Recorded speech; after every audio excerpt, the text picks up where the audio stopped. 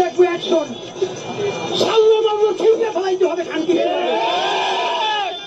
একটা নতুন স্ট্র্যাটেজি নিয়েছি।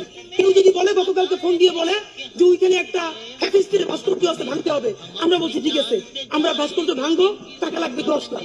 আপনার মুক্তিযুদ্ধের চেতনা কোটান কোট এইটার বিরুদ্ধেই তো ছুড়ে হয়েছে। মানে গত 16 বছর আপনি প্রস্তাব করেন না কেন? আল্লাহ রাস্তায় বলেন প্রস্তাব করলে তো আওয়ামী লীগ ভাইতে যাবে, তখন প্রস্তাব চাইতো কোথায়? এই যে জুমা এত বড় বড় কথা বলে, তার নাকি এটা হয়েছে, তার নাকি ওটা হয়েছে, হাদি নাকি তার ভাই।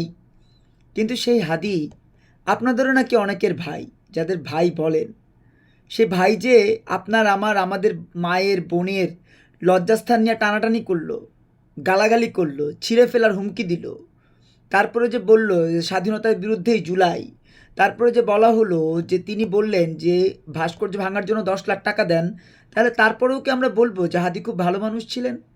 তার বিদেহাত্মার মাগফিরাত কামনা করি, কিন্তু তিনি ভালো মানুষ ছিলেন না, এটা স্পষ্ট।